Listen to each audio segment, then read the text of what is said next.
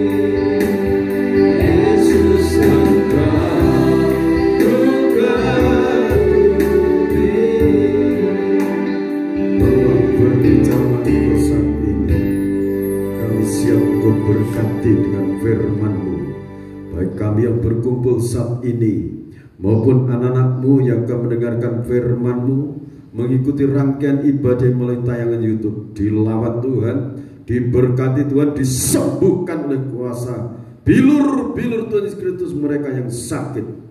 Mereka membangun usaha, diberkati oleh Tuhan. Engkau membuat berhasil segala usaha pekerjaan tangan mereka, yang membangun rumah tangga. Tuhan hadir di tengah-tengah keluarga mereka, Tuhan memberkatinya. Dalam nama Tuhan Yesus Kristus, hamba berdoa. Amin. Puji Tuhan, Bapak Ibu yang dikasihi oleh Tuhan Yesus Kristus. Akan saya sampaikan tema keselamatan yang pasti dalam Kristus. Keselamatan yang pasti dalam Kristus.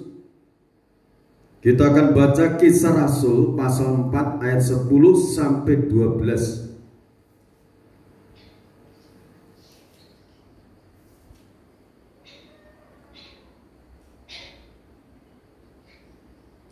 Maka ketahuilah oleh kamu sekalian dan oleh seluruh umat Israel bahwa dalam nama Yesus Kristus orang Nazaret yang telah kamu salibkan, tetapi yang telah dibangkitkan Allah dari antara orang mati, bahwa oleh karena Yesus itulah orang ini berdiri dengan sehat sekarang di depan kamu. Terus, Yesus adalah batu yang dibuang oleh tukang-tukang bangunan, yaitu kamu sendiri, namun ia telah menjadi batu penjuru.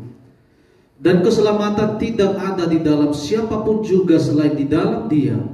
Sebab di bawah kolong langit ini tidak ada nama lain yang diberikan kepada manusia yang olehnya kita dapat diselamatkan. Terima kasih. Jadi Rasul Petrus dan Rasul Yohanes bersaksi di tengah-tengah umat bahwa keselamatan tidak ada di dalam nama yang lain yang olehnya orang itu dapat diselamatkan, kecuali di dalam nama Yesus Kristus. Nama itu yang menjamin keselamatan umat manusia. Manusia terdiri dari tubuh, jiwa, dan roh. Dari tubuh, jiwa, dan roh, manusia itu mendapatkan keselamatan di dalam nama Yesus Kristus dengan jalan percaya kepada Dia. Kalau saudara baca Kisah Rasul pasal 3 ayat 6. Tetapi Petrus berkata, emas dan perak tidak ada padaku, tetapi apa yang kupunyai kuberikan kepadamu. Demi nama Yesus Kristus, orang Nazaret itu, berjalanlah. Jadi nama Yesus Kristus itu berkuasa menyembuhkan, berkuasa membangun, berkuasa meruntuhkan kekuatan kuasa setan dan iblis. Diruntuhkan di dalam nama Yesus Kristus. Tetapi bagi orang-orang yang percaya di dalam nama Yesus Kristus, hidupnya dibangun. Amin. Dibangun menjadi bait Allah. Dalam 1 Korintus pasal 3 ayat 16 dan 17. Tidak tahukah kamu bahwa kamu adalah bait Allah dan Roh Kudus diam di dalam kamu. Jadi bagi orang yang percaya dalam nama Yesus Kristus itu, jiwa dan rohnya mendapatkan keselamatan yang kekal dalam Kristus, mendapatkan pemeliharaan secara tubuh selama di dunia ini. Haleluya. Ini kepastian di dalam Kristus. Lantas saudara membaca lagi dalam kepercayaan dalam nama Yesus. Kisah Rasul pasal 3 ayat 16. Kisah para Rasul pasal 3 ayat 16. Dan karena kepercayaan dalam nama Yesus, maka nama itu telah menguatkan orang yang kamu lihat dan kamu kenal ini. Dan kepercayaan itu telah memberi kesembuhan kepada orang ini di depan kamu semua. Jadi kepercayaan di dalam nama Yesus Kristus itu menguatkan, meneguhkan, menyembuhkan. Jadi ayat ini merupakan suatu kesaksian dari Rasul Paulus, Rasul Petrus dan Yohanes. Dan karena kepercayaan dalam nama Yesus, maka nama itu telah menguatkan orang yang kamu lihat dan kamu kenal ini. Dan kepercayaan itu telah memberi kesembuhan kepada orang ini di depan kamu semua. Jadi kepercayaan di dalam nama Yesus Kristus itu menyembuhkan orang sakit. Amin. Kesaksian saudara, dalam minggu-minggu yang lalu saya berdoa untuk yang terpapar COVID-19. Itu betul-betul rasanya sangat sakit orang itu. Suami istri mengalami penderitaan itu. Tapi sepakat berdoa, samping makan obat dari kesehatan, dari dokter, berdoa, mohon mujizat Tuhan, mendapatkan lawatan yang dari Tuhan. 2 minggu bebas dia. Sekarang sudah sehat, waras, segar, bugar. Waktu penderitaan itu saya mendengarkan saat batuk, betul-betul sangat kasihan. Orang-orang masih muda, batuknya seperti orang yang sudah tua.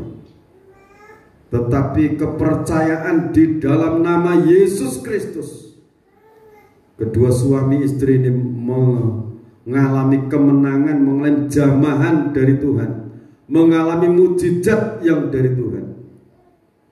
Sekarang sudah beraktivitas, bisa memuji, memuliakan nama Tuhan. Jadi di saat saudara menghadapi situasi kondisi apapun, kepercayaan di dalam nama Yesus Kristus jangan sampai pudar. Amin. Karena kepercayaan di dalam nama Yesus Kristus itu mengandung janji keselamatan yang abadi. Bukan cuma selamat di dunia, tapi sampai akhirat kita akan selamat. Haleluya. Nah saudara, kalau Rasul Paulus itu bersaksi kepada jemaat Efesus, itu kalau saudara baca Efesus pasal 2 ayat 4 sampai 5, Kisah Rasul Efesus pasal 2, ini anugerah keselamatan. Ayat 4 mulai. Tetapi Allah yang kaya dengan rahmat, oleh karena kasih-Nya yang besar yang dilimpahkannya kepada kita, telah menghidupkan kita bersama-sama dengan Kristus, sekalipun kita telah mati oleh kesalahan-kesalahan kita. Oleh kasih karunia kamu diselamatkan. Oleh kasih karunia kamu diselamatkan. Ayat 6. Dan di dalam Kristus Yesus Ia telah membangkitkan kita juga dan memberikan tempat bersama-sama dengan Dia di sorga.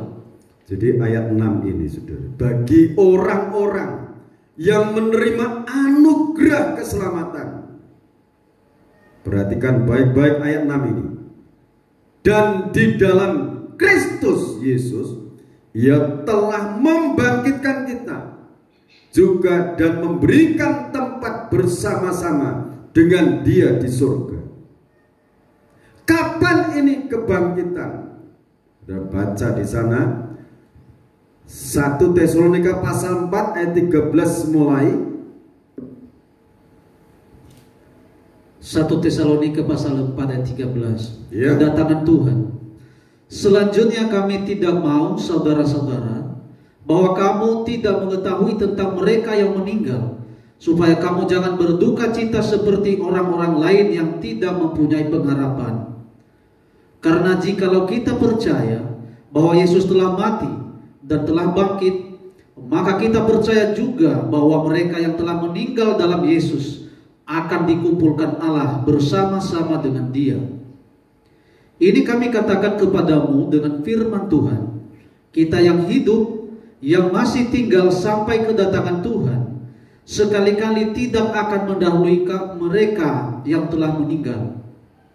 Sebab pada waktu tanda diberi, yaitu pada waktu penghulu malaikat berseru dan bersangkakala Allah berbunyi, maka Tuhan sendiri akan turun dari sorga, dan mereka yang mati dalam Kristus akan lebih dahulu bangkit. Sesudah itu, kita yang hidup, yang masih tinggal, akan diangkat bersama-sama dengan mereka dalam awan menyongsong Tuhan di angkasa. Demikianlah kita akan selama-lamanya bersama-sama dengan Tuhan.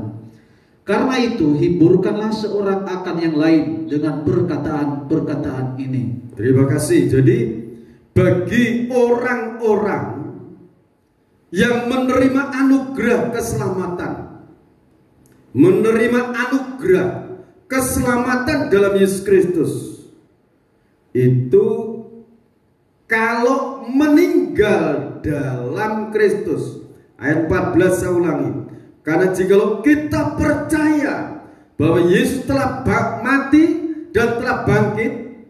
Jadi Yesus Kristus mati di kayu salib untuk memikul dosa-dosa umat manusia, menanggung kesesakan manusia, kesesakan, kesengsaraan, sakit penyakit manusia. Itu ditanggung, dipikul di Golgota. Bagi orang yang percaya, penderitaan Kristus itu melepaskan segala kesesakan hidup kita. Dan oleh kuasa bilur-bilurnya yang sakit telah disembuhkan. Amin.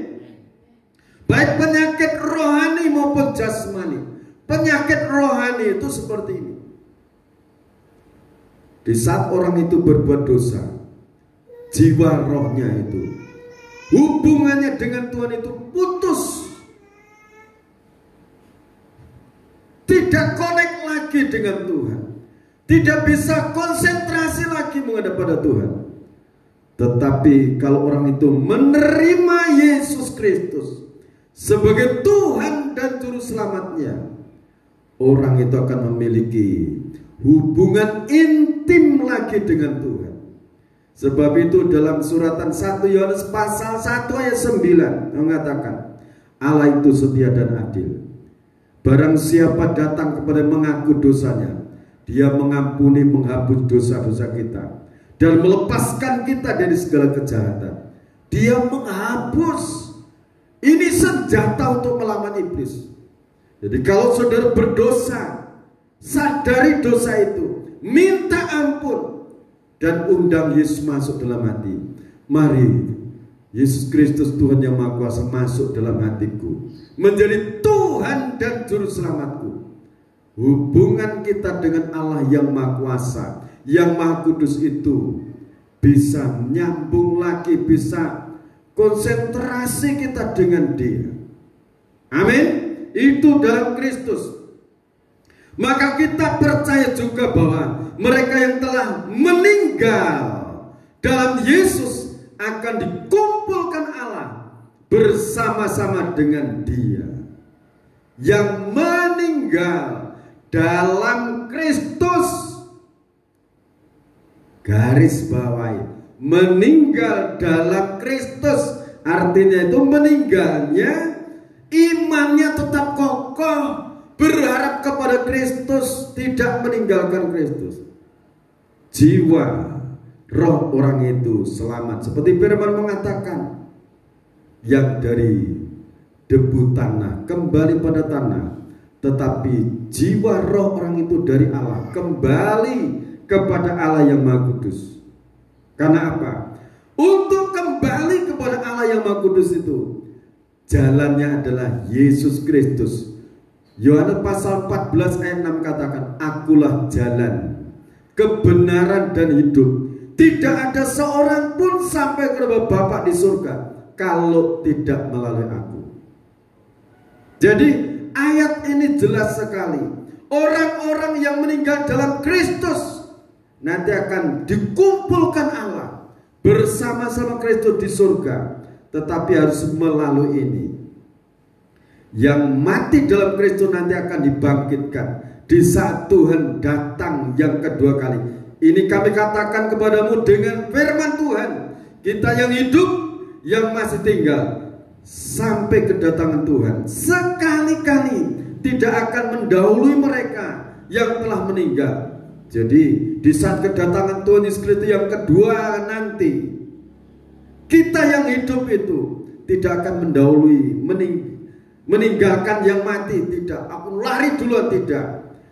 Sebab pada waktu tanda diberi, yaitu pada waktu penghulu malaikat berseru dan sangkakala Allah berbunyi, maka Tuhan sendiri akan turun dari surga, dan mereka yang mati dalam Kristus akan lebih dahulu bangkit. Mati dalam Kristus di saat Tuhan datang di angkasa. Tuhan datang dari surga turun. Yang mati dalam Kristus bangkit. Kita yang hidup itu akan diubah dengan tubuh kemuliaan bersama-sama naik ke angkasa bertemu Tuhan di sana. Setelah itu masuk pesta kawin anak domba. Itu tertulis dalam Wahyu pasal 19.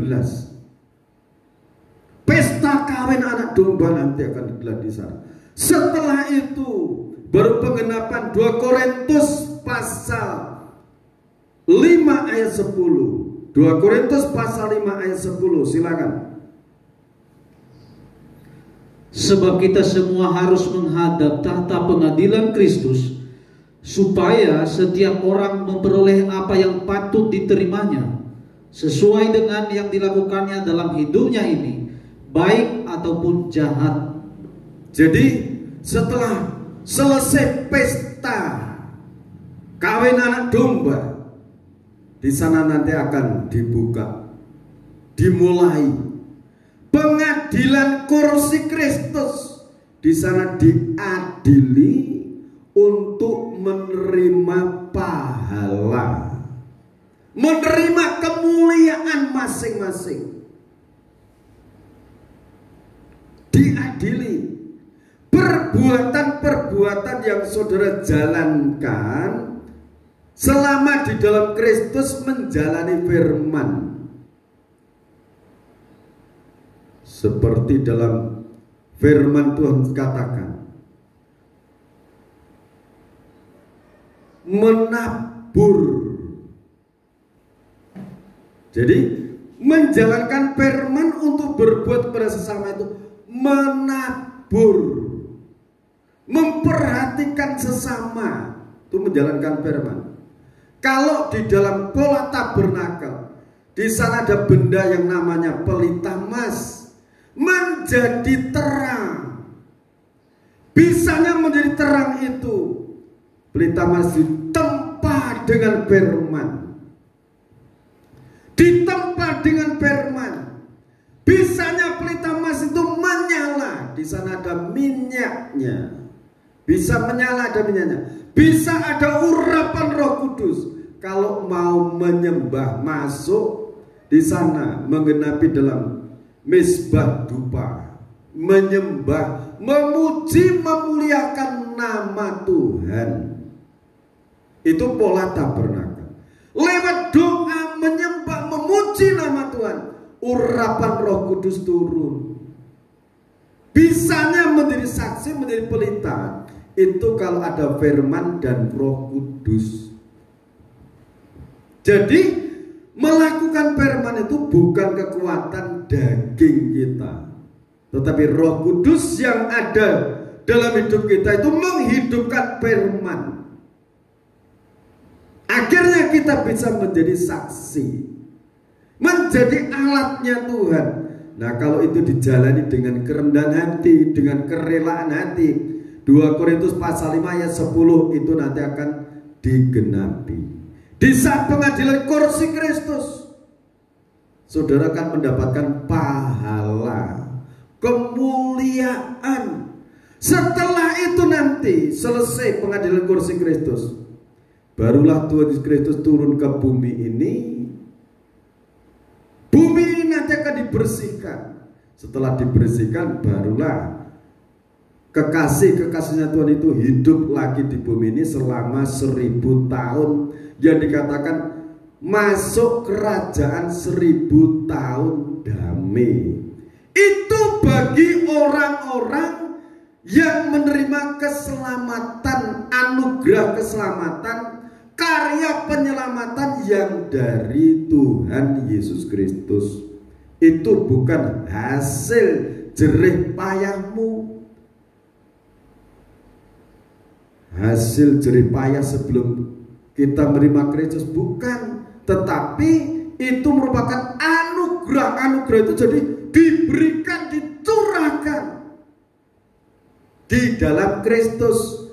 Nah, dalam Filipi pasal 2 mengatakan ayat 12, kerjakanlah keselamatanmu. Artinya jalani firman itu. Berarti kalau menjalani firman, tetap di dalam Kristus. Bukan hidup di dalam hawa nafsu daging, tetapi hidup di dalam firman. Makanya kalau mati dalam Kristus, di saat Kristus datang, nanti akan dibangkitkan. Sudah ribuan tahun yang lalu, tidak masalah. Karena firman harus digenapi.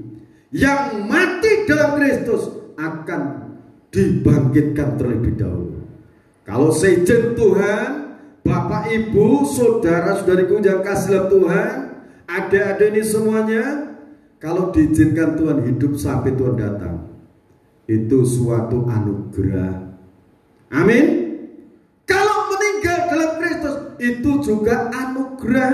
Jadi saudara-saudara yang ditinggal familinya, keluarganya, dipanggil Tuhan terlebih dahulu, tenanglah.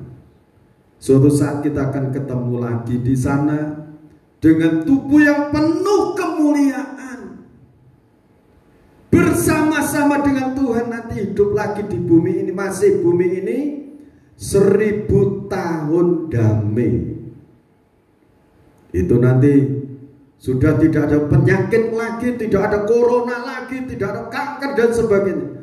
Itu sudah bebas dari segala intimidasi kuasa setan, karena setan itu nanti akan dirantai, dimasukkan dalam jurang maut yang terdalam, disegel di sana selama 1000 tahun. Setelah selesai 1000 tahun, setan dilepaskan sedikit waktu. Setelah itu setan ditangkap, lemparkan ke dalam jurang neraka yang panas, di situ selama-lamanya dihukum bersama orang-orang yang memuja dia. Tetapi orang-orang milik Kristus itu dipindahkan di langit baru, bumi baru. Itu kerajaan surga kekal di sana. Bapak Ibu yang dikasihi oleh Tuhan Yesus Kristus, keselamatan yang kekal itu harus senantiasa menjadi harta kekayaan kita. Harus disanjung, ditinggikan, disyukuri. Jangan sampai karena menghadapi situasi kondisi, sikapnya dengan sesama berubah, saling dengki mendengki, saling memusuhi dan sebagainya. Keselamatan yang abadi itu hendaklah tertanam di dalam lubuk hati kita. Disyukuri. Kalau Rasul Paulus mengatakan, Filipi pasal 1 ayat 21. Filipi pasal 1 ayat 21.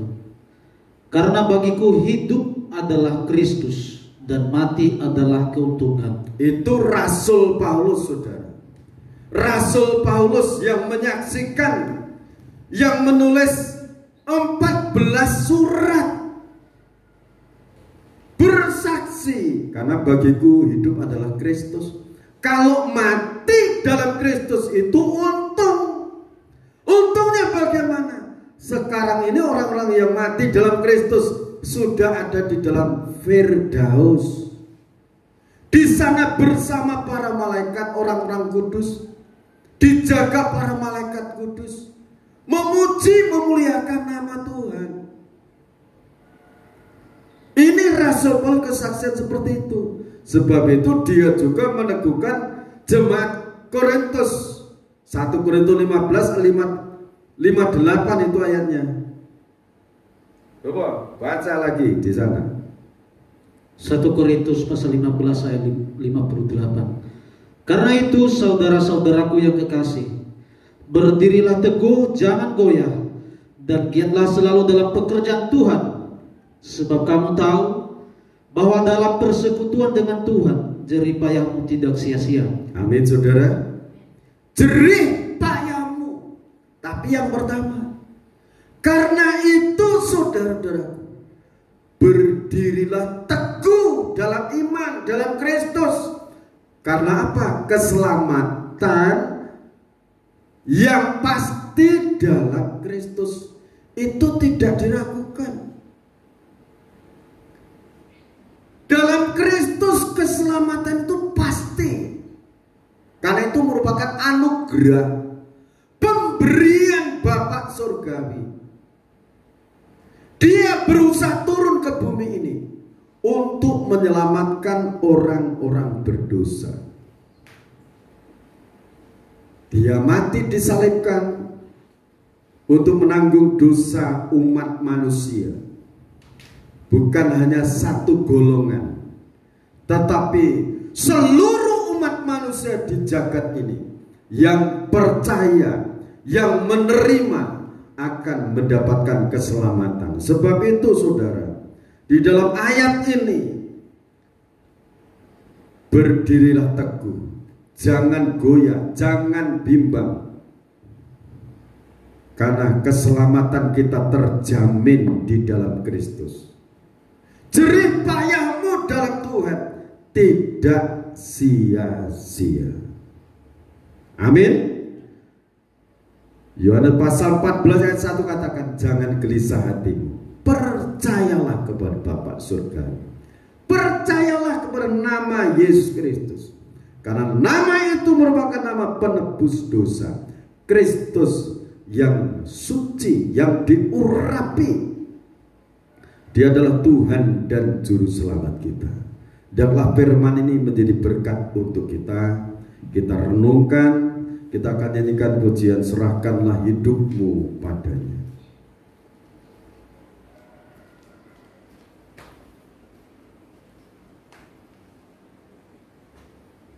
Terima kasih Bapa atas anugerah keselamatan ini.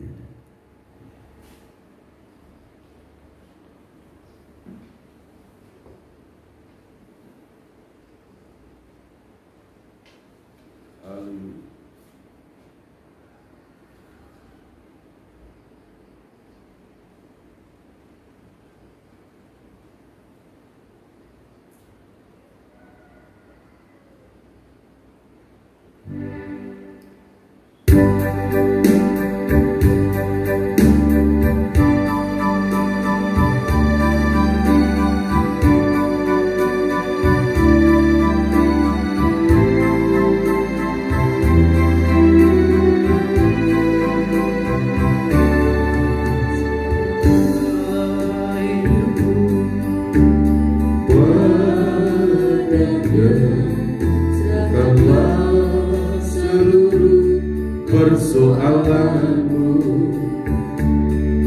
sebab di dalam namanya ada jaminan kekal, di dalam segala berkat. Serahkanlah hidupmu, serahkanlah hidupmu padanya, serahkanlah seluruh persoalanmu, sebab di dalam namanya ada jaminan kekal, di dalam segala berkat. Berseru, berseru pada Yesus, berserah pada Yesus. Percayalah Dia sanggup menolongmu. Berseru pada Yesus, berserah pada Yesus. Dia akan memberi kedamaian. Berseru pada Yesus, berserah pada Yesus. Percayalah Dia sanggup menolongmu. Berseru pada Yesus, berserah pada Yesus. Dia akan memberi kedamaian abadi. Dia akan memberi kedamaian abadi. Terima kasih Bapa di dalam kerajaan surga, buat pengorbananmu di Bukit Joljota untuk menganugerahkan keselamatan bagi umat manusia yang percaya kepadamu, mendapatkan hidup yang kekal bersama-sama Engkau di dalam kerajaan surga. Dan selama tinggal di bumi ini, Tuhan maha memelihara, Tuhan maha menjaga, Tuhan maha menyembuhkan, Tuhan maha memberkati. Saat ini di dalam nama Tuhan Yesus Kristus, Bapa, Engkau memberkati perjamuan kudus yang telah dipersiapkan oleh hamba-Mu.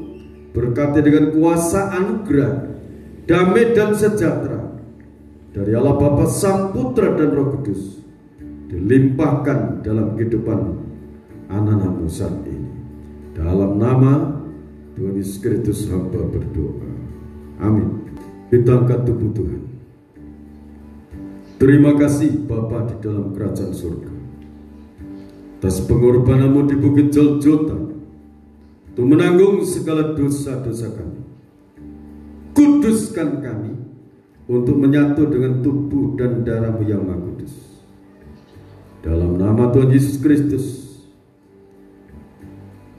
Dan ketika mereka sedang makan, Yesus mengambil roti, mengucap berkat, memecah-mecahkannya, lalu memberikannya kepada murid-muridnya dan berkata, ambillah, makanlah, inilah tubuhku. Kita makan dengan penuh kepercayaan dalam nama Tuhan Yesus Kristus.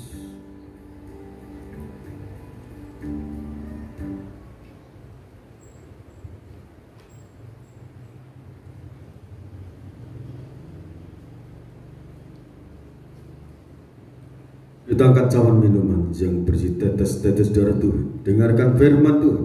Sesudah itu, ia mengambil cawan, mengucap syukur lalu memberikannya kepada mereka dan berkata, minumlah kamu semua dari cawan ini, sebab inilah darahku, darah perjanjian yang ditumpahkan bagi banyak orang untuk pengampunan dosa.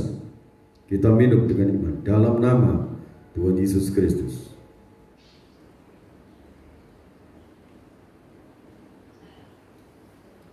Bapa surgawi, terima kasih buat pengorbanan-Mu di Kalvari. Terima kasih buat kuasa kebangkitan. Seperti firman mengatakan, barang siapa makan tubuhku dan minum darahku,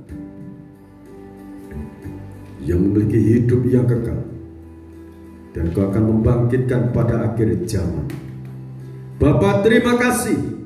Terima kasih Bapa buat firman-Mu telah tertanam di dalam hati jiwa roh kami. Berkati setiap anak-anak-Mu ini yang mengikuti rangkaian ibadah perjamuan kudus, baik yang mereka di tempat masing-masing, lawat saat ini, jamah mereka. Sembuhkan yang sakit oleh kuasa bilur-bilur, penyakit apapun. Kepercayaan kami di dalam nama Yesus Kristus ada kesembuhan. Di dalam nama Yesus Kristus, berkat pertolongan turun saat ini oleh kuasa bilur-bilur Yesus Kristus. Kekuatan hadirat Tuhan turun saat ini. Jamah, sembuhkan anak-anak.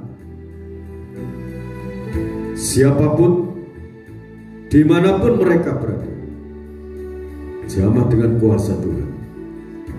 Lawat mereka, baik yang ada di Indonesia, yang di berbagai benua, yang ada di jagat raya ini.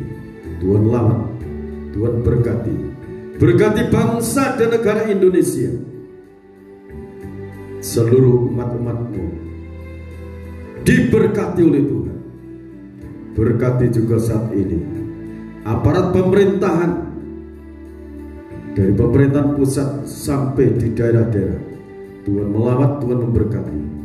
Berkati Bapak Presiden dan wakilnya, TNI, Polri diberkati Tuhan. Tenaga-tenaga medis, mereka yang berada di garis depan, para malaikat mengutus untuk menjaga, melindungi, memberkati mereka. Bapa, kasih dan rahmat-Mu turun untuk bangsa Indonesia. Di dalam nama Tuhan Yesus Kristus, Indonesia menjadi berkat untuk bangsa-bangsa. ini rencana-Mu akan terjadi, tergenapi. Terima kasih Bapa. Kami serahkan seluruh persembahan-persembahan kami, baik 1/10 buah sulung, persembahan ucapan syukur, persembahan 1/10 milik Tuhan. Seperti yang Kau janjikan, Kau akan membukakan tingkap-tingkap berkat dari langit, mencurahkan berkat dari surga sampai berkelimpahan. Dan ini kami imani, seiring kami menyerahkan milik Tuhan 1/10, Tuhan membukakan tingkap-tingkap.